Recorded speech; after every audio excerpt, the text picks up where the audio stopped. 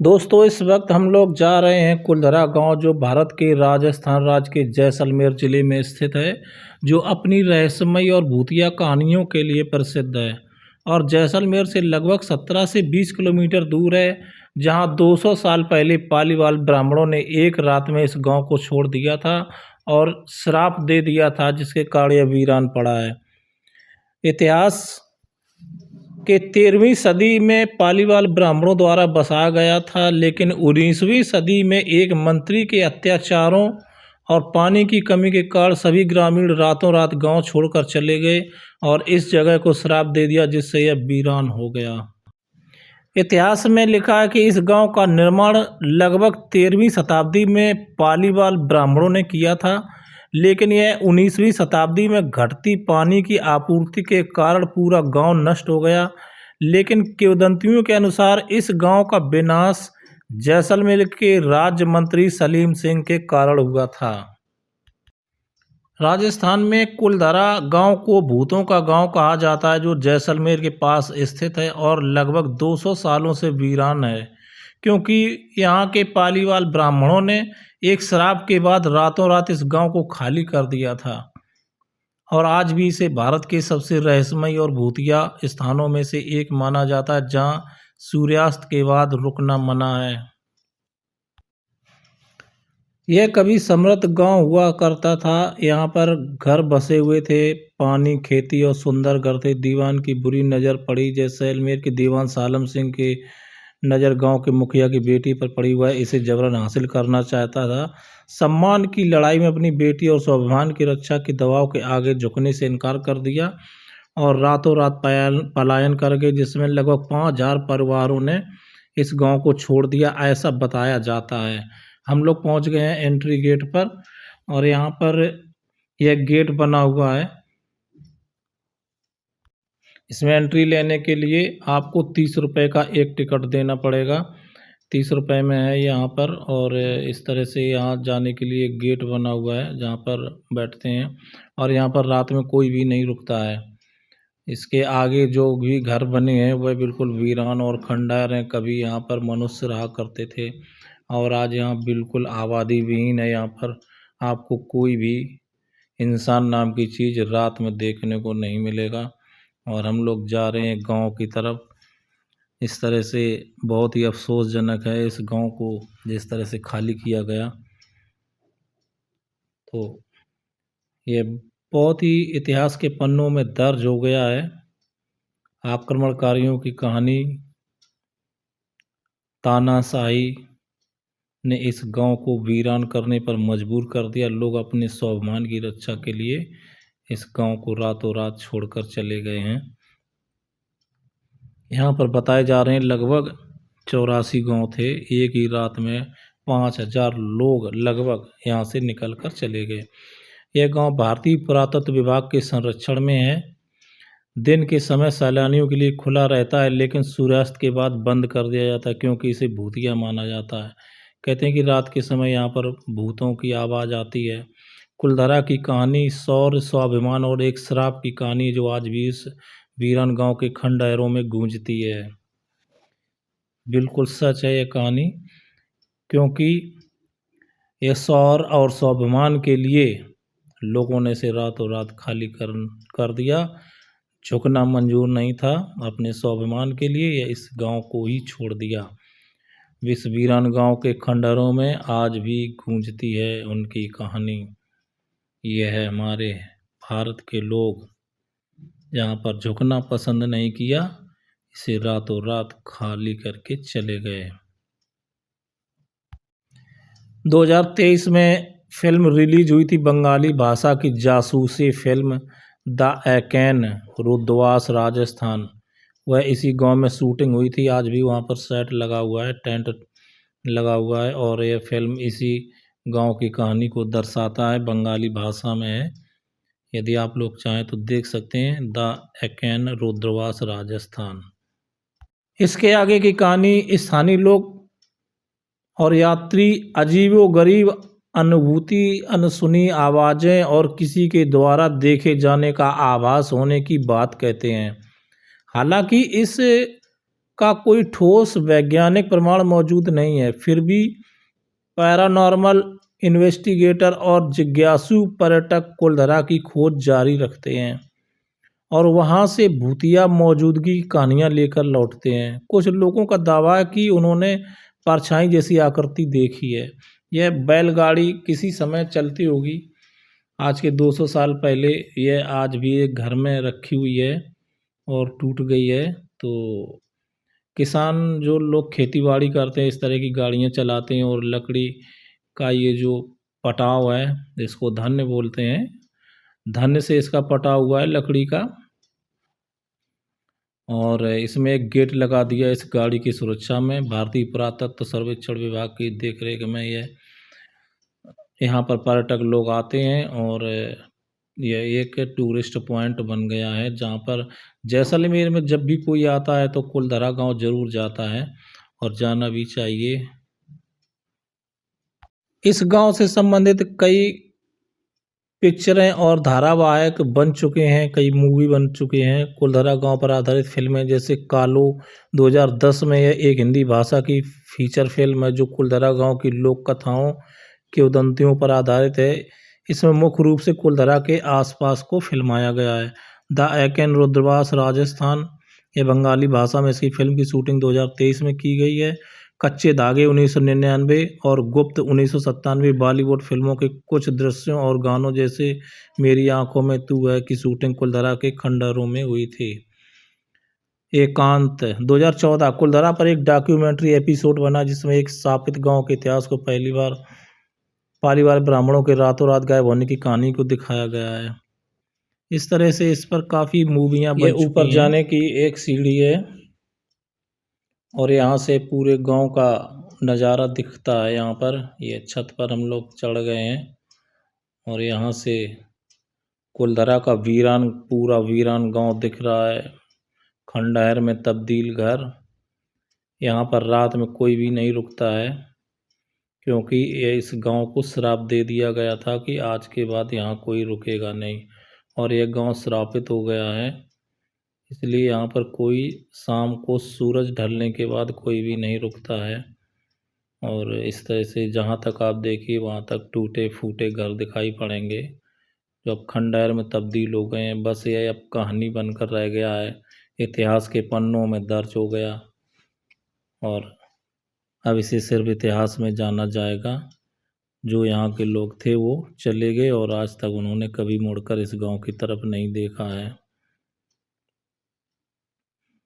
पूर्व में इस गांव में घूमने जाने के लिए अनुमति नहीं थी। पहले जो है लोग इस गांव में नहीं जाने की अनुमति थी, क्योंकि इस गांव को भूतिया गांव कहा जाता है। लोगों के अनुसार यहाँ भूत रहते हैं, लेकिन अभी राजस्थान सरकार ने यह दावा किया कि यहाँ कोई भूत नहीं रहते हैं, इसलिए सभी के लिए खोल दिया है और पर्यटन स्थल का दर्जा दिया गया है।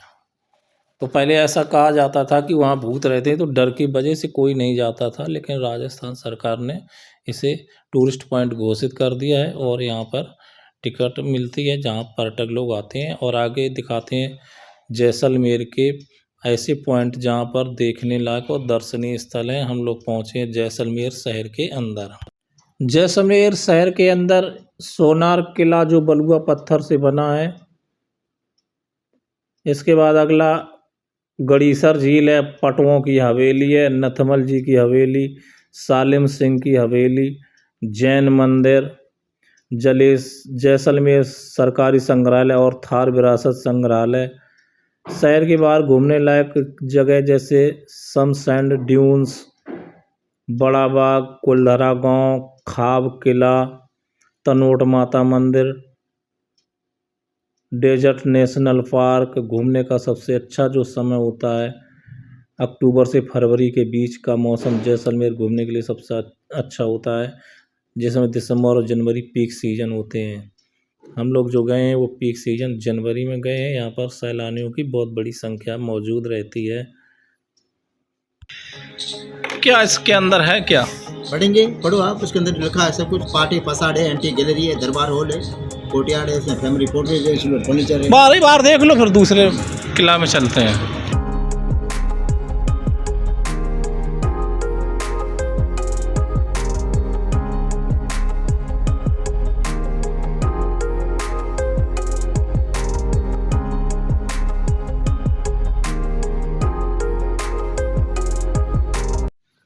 यह जैसलमेर का सबसे बड़ा सोनार किला है, जिसे गोल्डन फोर्ट भी कहते हैं। थार रेगिस्तान के बीच स्थित है और यह भारत के सबसे बड़े और पूरी तरह से संरक्षित जीवित किलों में से एक है, जहां आज भी लोग रहते हैं और जो यूनेस्को के विश्व धरोहर स्थल में शामिल है, जिसे 1556 ईस्वी में राव जैसल ने बनवाया था, इसलिए इसका नाम जैसलमेर पड़ा है। राव जैसल, इन्होंने इसको सोनार किले को बनवाया था। आज भी यहाँ सोनार किले के आसपास बस्ती है और इसमें बहुत ज़्यादा होटल हैं किले के अंदर और किले के बाहर। इसमें मंदिर, और ये देखिए पुराना ग्रामोफोन जो बजता है, इसकी कीमत 10,000 रुपये बताई थी और वो जो सामने इसकी ज़्यादा कीमत है। तो आज भी पुरानी वस्तुएं हैं यहाँ पर देखने लायक, जो इतिहास में दर्ज हैं। स्थानीय कलाकार देखिए।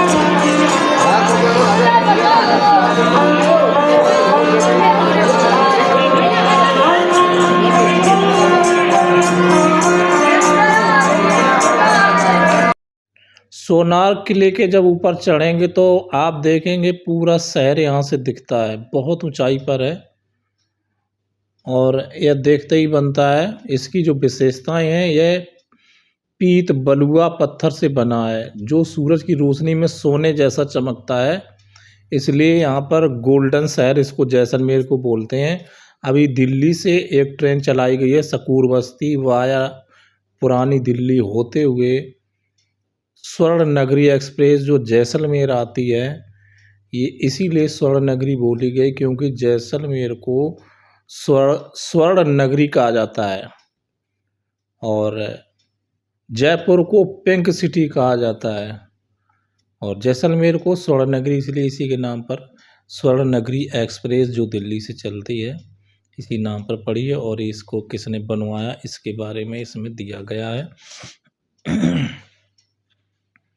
यह एक विशाल किला है जिसकी दीवारें कई बुर्जों लगभग 99 से सुसज्जित हैं और ये दुनिया के सबसे बड़े किलों में से एक है। बहुत ऊंचाई पर यह किला बना हुआ है। यह दुनिया के कुछ जीवित किलों में से एक है जहां आज की आबादी निवास करती है और यहाँ महल, मंदिर, बाजार, दुकानें सभी कुछ हैं यहाँ पर। यह थार रेगिस्तान का गौरव है और भारतीय इतिहास का, संस्कृति का एक अनमोल हिस्सा है। जैसलमेर किला त्रिकुटा पहाड़ी पर आसपास के ग्रामीण इलाकों में से 250 फीट की ऊंचाई पर स्थित है।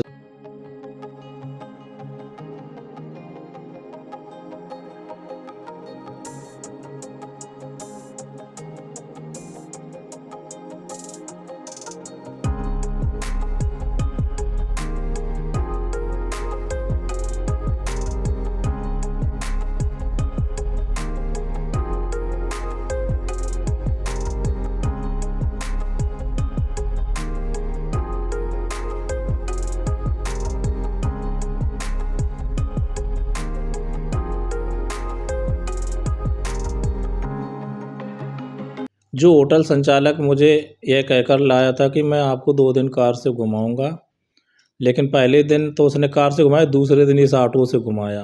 ये शहर के अंदर लोकल सिटी में उसने वादा किया था कि आपको कार से घुमाएंगे, लेकिन मुझे इस ऑटो में बैठा दिया। देखिए खटारा ऑटो। इस तरह से यह एक हवेली है जिसे हम देखने गए हैं और इसने शहर के लगभग 4 पॉइंट मुझे दिखाए, क्योंकि हमारी ट्रेन का टाइम हो रहा था दिन में तो हम ज़्यादा घूमे नहीं। और इस तरह से जो होटल संचालक होते हैं कहते कुछ हैं और बाद में कुछ करते हैं। तो हमने उनसे कहा था कि भाई आप तो बोले थे, जब उसने मुझसे वादा किया था कि आपको 10,500 के पैक में किसी भी जगह ना ही टिकट का पैसा देना है और ना ही खाने का पैसा देना है, और उसके बाद हुआ क्या, ठीक उल्टा हो गया। इन किलों के अंदर जाने के लिए टिकट का पैसा भी हमें देना पड़ा और खाने का पैसा भी देना पड़ा मुझे और नाश्ता का भी पैसा देना पड़ा, क्योंकि खाने का सिर्फ वहाँ पर था। जब हम लोग रात में कैंप में रुके हैं तो शाम को 6 बजे नाश्ता और रात को 8:30 बजे खाना और सुबह 6 बजे ब्रेकफास्ट, बस इतना था खाने के नाम पर। बाकी पैसे ले लिए और जब शुरुआत में पैकेज दिया था तब ये बोले आपको 2 दिन ना ही खाने के पैसे देने हैं और ना ही किसी की किले के अंदर घूमने की टिकट के पैसे देने हैं। तो ये लोग कहते कुछ हैं और करते कुछ हैं। जब पुलिस कंट्रोल रूम से बात की गई तो उन्होंने होटल संचालक से बात की। उन्होंने कहा कि जब आप लोग ग्राहक को सही से बताते क्यों नहीं, झूठ क्यों बोल कर ले आते हो। तो ये जो लड़का ये फ़ोन कर रहा है पुलिस कंट्रोल रूम को, हमारे साथ में ही है। हम 2 लोगों ने इस तरह से बात करी और फिर देखिए इन ऑटो में बैठा कर के होटल में हम लोग वापस आ गए, क्योंकि हमारी ट्रेन का टाइम हो रहा था। तो भाई ये जैसलमेर में जो होटल संचालक महोदय हैं, कृपया करके आप लोग जो भी आए हुए अतिथि हैं, जो भी पर्यटक हैं, जो भी टूरिस्ट हैं, आप उनसे सही से बात करिए, अपना जायज़ पैसा लीजिए। झूठ बोलकर बिल्कुल ही मत लीजिए पैसा।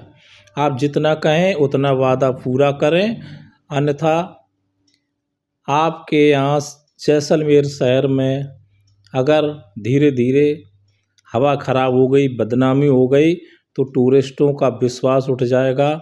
इसलिए मैं कहता हूँ जैसलमेर के लोगों से कि भाई जो भी बाहर से आएँ उनको परेशान मत करें, उनके साथ अच्छा व्यवहार करें। वहाँ की जो पुलिस है उन पर मुझे पूरा भरोसा है, क्योंकि वो तुरंत एक्शन लेते हैं, बस आप उनसे बात करें। इसके लिए में देखिए सभी मोबाइल नंबर लिखे हुए हैं, यदि आपको कोई परेशानी है तो आप यहाँ पर बात करिए। और ये सोनार किले के अंदर की सीन है, बहुत अच्छा किला है, जो जैसलमेर में सबसे अच्छा यही किला है, जो बड़ा भी है, इसे देखने लायक है। और जो होटल संचालक होते हैं वो झूठ बोल कर के लाते हैं, ज़्यादा से ज़्यादा पैसा ठगने के चक्कर में ग्राहकों को फांसते हैं। वो सोचते हैं अब ये चला जाएगा, इससे क्या मतलब है जब चला जाएगा, लेकिन बदनामी कितनी होती है, इस चीज़ को भी सोचना चाहिए होटल संचालकों को। आप किसी से भी पैसे लें, बहुत प्यार से लें, बता कर के लें, अपना जायज़ पैसा लें, किसी को परेशान नहीं करना चाहिए, किसी को हड़काना नहीं चाहिए, किसी को दबंगई नहीं करना चाहिए, क्योंकि बाहर से आए हुए लोग होते हैं। लेकिन मैं बाहर से आए हुए लोगों से एक ही बात कहना चाहता हूँ, बिल्कुल दबने की ज़रूरत नहीं, डरने की ज़रूरत नहीं, क्योंकि पुलिस, राजस्थान पुलिस आपके साथ है, आपका सहयोग है। जब तक भारतीय संविधान है, भारतीय संविधान में इतनी ताकत है कि किसी की हिम्मत नहीं आपके साथ कहीं कोई चीज़ नाजायज़ हो जाए। सिर्फ आप कानून का उपयोग करिए, कानून का पालन करिए, कानून की भाषा में सबको जवाब दीजिए, किसी की हिम्मत नहीं आपको कोई परेशान कर सके। इस तरह से ये जैसलमेर किले के अंदर का सीन है। और जब स्टेशन से होटल संचालक हमको लेकर आया था होटल में, तो बोल रहा था कि मैं आपको होटल तक छोड़ूंगा, आपको कहीं कोई टैक्सी का पैसा नहीं देना है। लेकिन बाद में हुआ क्या, मैंने कहा मेरी गाड़ी का टाइम हो रहा है भाई, मुझे अब जाने दो। गाड़ी कहाँ है आपकी? तो बोले मुझसे क्या मतलब है गाड़ी से। तो इस तरह की बातें करते हैं कि मुझे गाड़ी से क्या लेना देना। भाई जब आपने कहा है कि हम गाड़ी से आपको छोड़ेंगे, फिर आप क्यों मुकर रहे हैं? तो उन्होंने कहा नहीं, मेरा छोड़ने का कोई ठेका नहीं, मुझे लाने का ठेका होता है। तो हमने कहा कि आप ग्राहक को लाते हैं तब कुछ बोलते हैं, बोले वो तो मेरी मजबूरी होती है, हमें तो पैसा कमाना होता है। तो हमने कहा जब ग्राहक से आप पैसे कमा लेते हैं तो फिर आप उसको स्टेशन छोड़ने की बात करते, फिर क्यों नहीं सर? तो नेपाल की जो लड़की थी उसने भी कहा कि हाँ भैया, आपने बोला था कि हम आपको स्टेशन तक छोड़ेंगे, अब बताइए मैं स्टेशन तक कैसे जाऊँ? मैंने कहा अगर आप मुझे नहीं छोड़ेंगे तो मैं पुलिस की सहायता लूँगा। तो इसके बाद जब को समझ में आया कुछ, तो उसने वो ड्राइवर को फ़ोन किया और बुलाया, बोले ठीक है मैं आपको छोड़ने चलता हूँ। इस तरह से उन्होंने फिर मेरा सामान लादा। ये देखिए होटल है, यहाँ पर ये लड़के काम करते हैं होटल में। और ये गईसर झील है जो यहाँ पर बनी हुई है, और हम लोग इस झील में भी गए थे। एक पॉइंट है गढ़ीसर झील। क्या नाम बताया? कमाचा। कमाचा। हाँ कमाचा। अच्छा जी।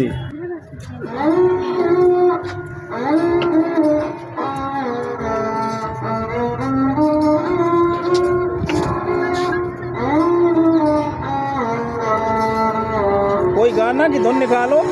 अरे धुआं धुआं धुआं, अरे धुआं धुआं धुआं मारो, उर्वरा नखरारो, आलीला मारो, उर्वरा नखरारो, अरे धुआं धुआं धुआं, अरे धुआं धुआं धुआं मारो, उर्वरा नखरारो, आलीला मारो।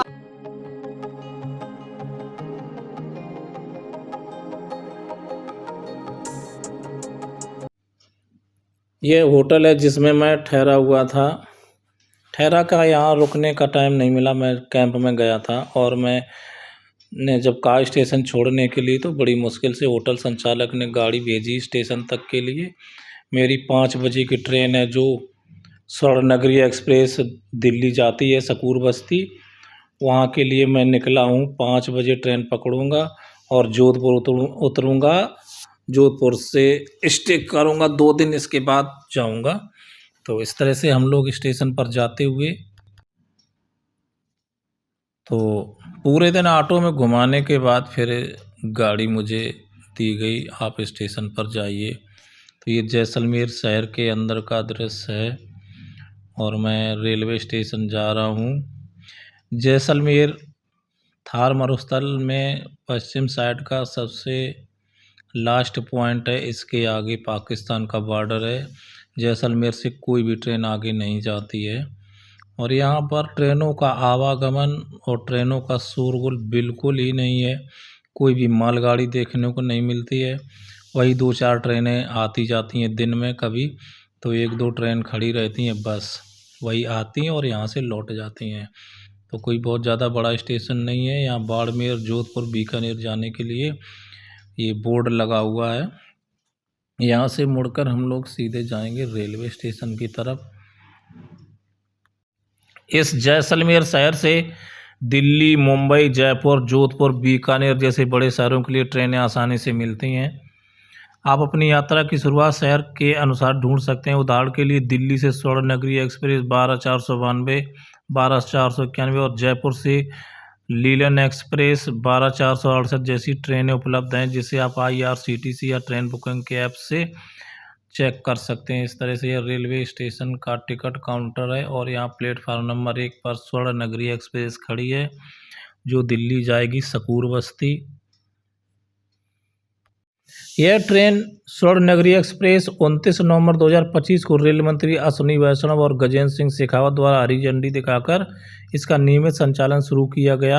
1 दिसंबर 2025 से शुरू हुआ, जो जैसलमेर को दिल्ली, जयपुर और जोधपुर से जोड़ती है और यह यात्रा का समय कम लेती है। इसमें जनरल कोच, इसके बाद स्लीपर कोच और थर्ड AC, सेकेंड AC और फर्स्ट AC कोच लगते हैं। आगे और पीछे जनरल कोच रहते हैं जो सकूर बस्ती वाया जोधपुर होते हुए दिल्ली और जैसलमेर की यात्रा पूरा कराती है। इस स्टेशन पर बहुत कम भीड़ भाड़ रहती है क्योंकि यहाँ पर सीमित ट्रेनें आती हैं, क्योंकि यह भारत का सबसे आखिरी रेलवे स्टेशन है। इसके पीछे कोई भी ट्रेन नहीं जाती है और यह बॉर्डर का स्टेशन है जैसलमेर। और यहाँ पर यात्री सिर्फ जो जैसलमेर आना चाहते हैं वही आते हैं, वो भी घूमने के लिए। यहाँ पर कोई औद्योगिक क्षेत्र नहीं है, सिर्फ टूरिस्ट लोग आते हैं और यहाँ पर थार रेगिस्तान और किला और ये सब देखने के बाद वापस हो जाते हैं। जैसलमेर घूमने के लिए मात्र 2 दिन का समय बहुत पर्याप्त है। 2 दिन में आप पूरा शहर और जो कुछ टूरिस्ट पॉइंट हैं आप देख सकते हैं अच्छे से, यदि आपको सही से गाड़ियाँ मिल जाती हैं और आप निकल जाते हैं तो आप यहाँ से निकल जाएंगे। ये जैसलमेर स्वर्ण नगरी जाती है जो दिल्ली के लिए, उसका ये नंबर है और ये सबसे अच्छी ट्रेन है जो सुपर फास्ट है। इस ट्रेन में लोकोमोटिव जो लगा है वो डीजल वाला है। अभी इलेक्ट्रिक लाइन बन चुकी, बिछ गई है, उस पर काम चालू है। जैसे इलेक्ट्रिक लाइन कंप्लीट हो जाएगी तो इलेक्ट्रिक लोकोमोटिव डीजल की जगह पर चलने लगेगा। फ़िलहाल अभी यहाँ पर डीजल लोकोमोटिव लगा है जो यह ट्रेन को लेकर जोधपुर तक जाता है। शायद है कि जोधपुर में इसका लोकोमोटिव बदल जाता है जो इलेक्ट्रिक लेकर उधर जाता है। तो इस तरह से अभी यहाँ तक इलेक्ट्रिक लाइन बिछाई जा चुकी है जिस पर काम चालू है। और यह थर्ड एसी कोच है जिसमें स्लीपर एसी थर्ड कोच जिसमें B2 में रिजर्वेशन है। और इसका ये अंदर का सीन है जो सर्दी के समय भी गर्मी का एहसास दिलाता है। पूरा वातानुकूलित कोच है जो थर्ड एसी। इसमें 49 और 50 सीट नंबर जो बर्थ है हमारी वो ये है। और ये हमारी मैडम बैठी हुई हैं। और हम लोगों ने यात्रा पूरी करने के बाद जोधपुर जाने का निर्णय लिया। इसके आगे देखिए कोई भी लाइन नहीं जाती। ये सिग्नल जो रेड है ये लास्ट है, इसके आगे कोई पटरी नहीं है। इसके बाद ये ट्रेन का पीछे का हिस्सा है स्वर्ण नगरी एक्सप्रेस जो लगेज कोच है। इसमें जनरेटर रूम है, इसमें जनरेटर रखा हुआ है और लगेज है। और इसके आगे लाइन ही नहीं है। जैसलमेर का बोर्ड रंग बिरंगा, बहुत ही खूबसूरत स्टेशन।